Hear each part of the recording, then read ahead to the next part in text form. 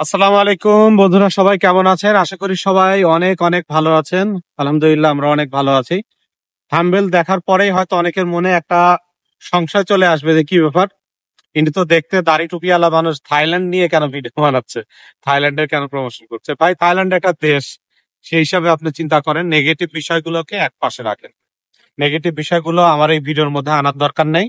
আমার উদ্দেশ্য অন্য একটা। আপনি ভিডিওটা দেখেন, দেখলে আপনি অবশ্যই বুঝতে পারবেন যে আমি কেন থাইল্যান্ড নিয়ে কথা বলছি। থাইল্যান্ড আমাদের প্রতিবেশী একটা দেশই বলা চলে, খুব একটা দূরে না আমাদের বাংলাদেশ থেকে, এবং এশিয়া মহাদেশের একটা দেশ। একটা ভালো একটা অর্থনীতির একটা দেশ, এবং বলতে গেলে যে সম্পূর্ণ রকমের টুরিস্ট ফ্রেন্ডলি একটা দেশ, টুরিস্ট নির্ভর একটা দেশ এই থাইল্যান্ড। অত্যন্ত সুন্দর। আমি থাইল্যান্ডে আলহামদুলিল্লাহ ভিজিট করেছি, আমার অভিজ্ঞতা রয়েছে। তো থাইল্যান্ডে আপনি কেন যাবেন? আমার থাম্বনেলে আপনারা লেখা দেখে হয়তো বুঝতে পারছেন, আমি লিখেছি থাইল্যান্ডে কেন যাবেন। বর্তমান সময়ে বন্ধুরা, আপনারা জানেন যে আমরা ইন্ডিয়ার ভিসা জটিলতার মধ্যে রয়েছি ব্যাপক পরিমাণে, এবং কি বলবো, মানে আমরা বিশেষ করে আমরা বাংলাদেশিরা মারাত্মকভাবে বিরক্ত এই বিষয়টা নিয়ে, যে ইন্ডিয়ার ভিসা, আমাদের প্রতিবেশী দেশ, আমরা এমন কি অন্যায় করে ফেললাম যে আমাদের ভিসা টিসা গুলো নিয়ে এত প্রবলেম হচ্ছে।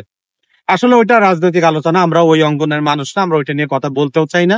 বাট আমরা ভুক্তভোগী, আমাদের সমস্যা হচ্ছে ইন্ডিয়ার ভিসা বন্ধ থাকার কারণে। কেন সমস্যা হচ্ছে আপনারা বুঝতে পারছেন? বেশিরভাগ সেনজেনভুক্ত দেশের এম্বাসি কিন্তু বাংলাদেশে নাই, সেগুলো রয়েছে আমাদের কাছে। যদি আপনি চিন্তা করেন, সেটা হচ্ছে ইন্ডিয়া। যেমন এই পর্তুগালের কথাই চিন্তা করেন, যারা ইন্ডিয়ার সিটিজেন তাদের জন্য যাওয়াটা কতটা সহজ। তাদের নিজেদের দেশে পর্তুগালের এম্বাসি রয়েছে, ইজিলি কিন্তু তারা ডকুমেন্ট সাবমিট করতে পারছে সেখানে, এম্বাসির অ্যাপয়েন্টমেন্ট তাড়াতাড়ি পেয়ে যাচ্ছে, মানে খুবই একটা সুযোগ সুবিধার মধ্যে রয়েছে। কিন্তু আমরা বাংলাদেশিরা, আমরা ওয়ার্ক পারমিট পাচ্ছি, কিন্তু আমাদের পেপারস ডকুমেন্টস গুলো সাবমিট করতে সেই ইন্ডিয়াতে যেতে হচ্ছে। ভিসা নিয়ে যে একটা বিড়ম্বনা, সেটা পোহাতে হচ্ছে। ঠিক সময়ে আমরা অ্যাপয়েন্টমেন্টের ডেট যেদিন, সেই ডেট অনুযায়ী আমরা ভিসা পাচ্ছি না। মানে মাথা হ্যাং হয়ে যাওয়ার মতন একটা অবস্থা। তো এরই মানে প্রেক্ষাপটে এরকম একটা অবস্থা যখন আমাদের সামনে, তখন আমি ভাবলাম যে তাইলে অল্টারনেটিভ কোনো ওয়ে আছে কিনা। যেমন আমাদের তো যাইতে হবে ইউরোপে, তো আমাদের যাওয়া লাগবে না এমন তো না। ইন্ডিয়া ভিসা যদি না দেয়, কোনোদিনও যদি ভিসা না দেয়, বাংলাদেশকে যদি ধরেন একেবারে এরা মানে ব্লক মেরে দিল, তাইলে তখন কি আমরা কি যাব না? আমাদের তো যেতে হবে। তাহলে অল্টারনেটিভ ওয়ে কি আছে? তখন আমি একটু গবেষণা করলাম যে তাহলে আমাদের প্রতিবেশী আর কোন দেশ রয়েছে যেখানে গেলে আমরা, ইন্ডিয়াতে যে সকল দেশের এম্বাসি রয়েছে, সেই সেম দেশগুলোর এম্বাসি সেখানেও আছে। এরকম কোন দেশ আছে আমাদের আশেপাশের মধ্যে, যে সেখানে যাইতেও আমরা পারবো, সবাই ভিসা পাবো, আমাদের ভিসা পেতেও কোনো সমস্যা হবে না, এবং খুব অল্প খরচে সেখানে আমরা যেতে পারবো। এরকম কোন দেশ রয়েছে? এটা নিয়ে গবেষণা করতে যে প্রথমেই আমার যে দেশটার কথা মনে হলো সেটা হচ্ছে থাইল্যান্ড। থাইল্যান্ডে সবাই আমরা যাই, ঘুরতে যাই, মজা করতে যাই, ওইটা আলাদা বিষয়, এটা যে যা মনে করে করুক। কিন্তু আমি এখানে একটা কাজের কথা বলবো, সেটা হচ্ছে যে বর্তমান সময়ে আপনারা জানেন যে থাইল্যান্ড এমন একটা দেশ, আপনি সেখানে শুধু যে অ্যাজ এ টুরিস্ট হিসাবে যাবেন বিষয়টা এরকম না। আমাদের বাংলাদেশ থেকে অসংখ্য মানুষ চিকিৎসা সেবা নেওয়ার জন্য কিন্তু থাইল্যান্ডে যায়। থাইল্যান্ডের ব্যাংককে কিন্তু বিখ্যাত কিছু হসপিটাল রয়েছে, সেখানে আপনি চিকিৎসা নেওয়ার জন্য যেতে পারেন। পাশাপাশি থাইল্যান্ডে যারা একটু ট্যুর করতে চান, টুরিস্ট পয়েন্ট তো অভাব নাই থাইল্যান্ডের। থাইল্যান্ড পুরো দেশটাই কিন্তু টুরিস্টের জন্য একটা স্বর্গরাজ্য বলা যায়। পাশাপাশি থাইল্যান্ড আরেকটা কাজে ব্যবহার করতে পারি আমরা। থাইল্যান্ডে কিন্তু সেনজেনের অনেকগুলো দেশের এম্বাসি রয়েছে, তার মধ্যে একটা হলো পর্তুগাল। পর্তুগাল নিয়ে আমি ধারাবাহিকভাবে 2টা ভিডিও দিয়েছি, 20 দিনে কিভাবে পর্তুগাল যাওয়া যায়। তো অনেকেই কমেন্ট করছেন, ভাই পর্তুগালে তো যাব, ভিসা ভিসাই তো আমি পাবো না, কারণ যে ওয়ার্ক পারমিটটা হয় পাইলাম। আপনি অনেকগুলো কোম্পানিরও লিস্ট দিচ্ছেন একটা ভিডিওতে, কোম্পানি থেকে ধরেন আমাকে মেল করলো, কোম্পানি থেকে হয়তো আমাকে অফার করলো, কিন্তু তো ইন্ডিয়ার ভিসা পাবো না। পর্তুগাল আমাকে ভিসা দেবে ঠিকই, কিন্তু ইন্ডিয়ার ভিসা তো আমি পাবো না। তা আমি এখন এই মুহূর্তে কি করবো? তাহলে তো যে সকল দেশের এম্বাসি বাংলাদেশে নাই, ওইসব দেশে আমরা এখন আর যেতেই পারবো না। ভাই, আপনাদের জন্য কোনো টেনশন নাই, আপনারা থাইল্যান্ডের ভিসাটা করে নিতে পারেন। খুব সহজেই কিন্তু থাইল্যান্ডে যাওয়া যায়। বাংলাদেশ থেকে ঢাকা টু ব্যাংককের কিন্তু বিমানের ভাড়াও খুব একটা বেশি না। ইন্ডিয়া যেতে যে টাকা খরচ হবে তার থেকে হয়তো সামান্য কিছু টাকা বেশি লাগবে, কিন্তু আপনি নির্বিঘ্নে যেতে পারবেন।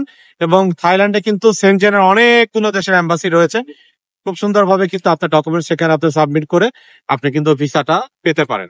সেটা তার জন্য আমি ভাবলাম যে থাইল্যান্ড নিয়ে কিছু কথা বলি। এখন আপনারা বলতে পারেন ভাই থাইল্যান্ডে যাব সেটার জন্য কি কি ডকুমেন্টস লাগবে? থাইল্যান্ডে যাওয়া ভাই খুবই সহজ বাংলাদেশ থেকে। সাধারণত আপনার প্রোফাইল যদি মোটামুটি, বেশি ভালো লাগবে না, সরি, মোটামুটি যদি ভালো হয়, যেমন আপনার কাছে যদি একটা ভ্যালিড পাসপোর্ট থাকে, আপনার যদি মোটামুটি 2-1 মাসের ব্যাংক স্টেটমেন্ট যদি থাকে, আপনার ডিপোজিট মানি যদি বেশি লাগে না, 2-1 লাখ টাকাও যদি থাকে, তারপরেও কিন্তু আপনার ভিসা হয়ে যাবে। ধরেন থাইল্যান্ডে আপনি 1 সপ্তাহ 10 দিনের জন্য যাবেন, মোটামুটি কেমন খরচ হইতে পারে এই পরিমাণে একটা টাকাও যদি আপনার ব্যাংকে যদি থাকে, খুব ইজিলি কিন্তু আপনার থাইল্যান্ডের ভিসা পেয়ে যাবেন। দেখবেন যে ঢাকাতে বা চট্টগ্রামে বড় শহরগুলোতে অনেক ট্রাভেল অ্যান্ড ট্যুরিজম নিয়ে যে সকল এজেন্সি কাজ করে, তাদের সাথে আপনি একটু কথা বলেন, দেখবেন যে আপনার যে কোনো একটা প্যাকেজের মধ্যে ঢুকাই দেবেন। একটা প্যাকেজে আপনি ঘুরে আসবেন, হোটেল সহ, হোটেল, খাবার, ট্যুর গাইড, সমস্ত কিছু সহ দেখবেন যে খুব মানে একটা রিজনেবল প্রাইসের ভিতরে আপনি থাইল্যান্ড থেকে ঘুরে আসতে পারবেন। এবং আপনার যে কাজ দিয়ে যাচ্ছেন এম্বাসি ফেস করা, সেটাও কিন্তু আপনি নির্বিঘ্নে করে আসতে পারবেন। এবং থাইল্যান্ডের মাল্টিপল ভিসাটাও আপনি লাগাই নিতে পারেন। একবারে না হলে দেখা যাবে যে আপনি একবারে হয়তো পারলেন না, পরের বার আবার গেলেন, একবারে মাল্টিপল ভিসাটা লাগাই নেন, এটা কোনো ব্যাপারই না। যেমন আহ আমি যে সময় থাইল্যান্ডে গেলাম, আহ মাত্র 2 দিনের ভিতরে আমি ভিসা পেয়েছি। ধরেন ডকুমেন্টস দিয়ে আসছি, ওদের এম্বাসি ফিটাও খুব একটা বেশি না। বাংলাদেশ থেকে কত নেয়, কারণ আমি গিয়েছিলাম কাতার থেকে, কাতারে মাত্র 300 রিয়াল লাগে কাতার থেকে। আর বাংলাদেশ থেকে কত লাগবে আপনারা ইন্টারনেটে সার্চ দিলে আপনারা পেয়ে যাবেন, বা কোনো একটা এজেন্সির সাথে, ট্রাভেল এজেন্সি, কোনো রিক্রুট এজেন্সি না, মানে ট্রাভেল এজেন্সি যেগুলো, যেখান থেকে মানুষ বিমানে টিকিট করে, এরকম কোন একটা এজেন্সির সাথে আপনার কথা বললে জানতে পারবেন যে থাইল্যান্ডের ট্যুরিস্ট ভিসার ফিসটা কত, আপনারা জেনে নিয়েন বিষয়টা। তো এটা খুব একটা বেশি হবে না, রাফলি ধরেন 10-12 হাজার টাকার মধ্যে কিন্তু হয়ে যাবে সর্বোচ্চ। তো থাইল্যান্ড একটা সুন্দর একটা দেশ, এটা ঘুরে আসা হলো। থাইল্যান্ড সম্বন্ধে আপনাদের একটা ভালো আইডিয়া হলো, একটা ট্রাভেল হিস্ট্রি হলো আপনার।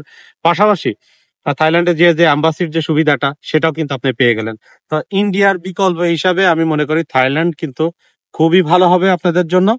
এবং থাইল্যান্ডে কিন্তু অ্যাভেলেবেল ভিসা হয়, এবং বর্তমান সময়ে বর্তমান যে গভর্নমেন্ট রয়েছে তাদের সাথে কিন্তু থাইল্যান্ডের কিন্তু, বিশেষ করে থাইল্যান্ডের যে প্রাইম মিনিস্টার যিনি রয়েছেন তার সাথে কিন্তু বৈঠক হয়েছে। ভিসা কিন্তু আগের যে কোনো সময় থেকে এখন আরো বেশি হচ্ছে।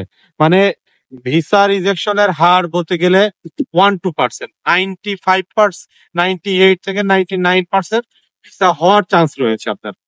কোনো কারণে যদি রিজেকশন আসে, পরের বার অ্যাপ্লাই করলে আবার দিয়ে দেয়। তো বলতে পারেন যে 100% আপনার ভিসা হয়ে যাবে। তাহলে অল্প কিছু টাকা বেশি খরচ হলো, আপনার কিন্তু ওই হেডেক নিতে হবে না যে ইন্ডিয়ার জন্য বসে থাকতে হবে না।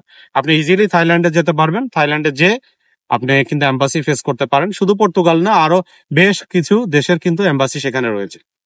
তো যার কারণে আমি আপনাদেরকে বিষয়টা অবগত করলাম, জানালাম যে ইন্ডিয়া নিয়ে যাদের প্রবলেম হচ্ছে, ইন্ডিয়া এম্বাসি ফেস করতে যাদের সমস্যা হচ্ছে, তার অল্টারনেটিভ দেশ হিসেবে থাইল্যান্ডকে বেছে নিতে পারেন। তো বন্ধুরা, আজকে এই পর্যন্তই। ইনশাল্লাহ আপনাদের সাথে আবার দেখা হবে আরেকটি কোনো নতুন ভিডিও নিয়ে, নতুন কোনো দেশ নিয়ে, নতুন কোনো ইনফরমেশন নিয়ে। সে পর্যন্ত সবাই ভালো থাকবেন, আমাদের জন্য দোয়া করবেন। এই চ্যানেল যারা নতুন তারা এটাকে অবশ্যই সাবস্ক্রাইব করতে ভুলবেন না। আমাদেরকে সাপোর্ট করবেন, কমেন্ট করবেন।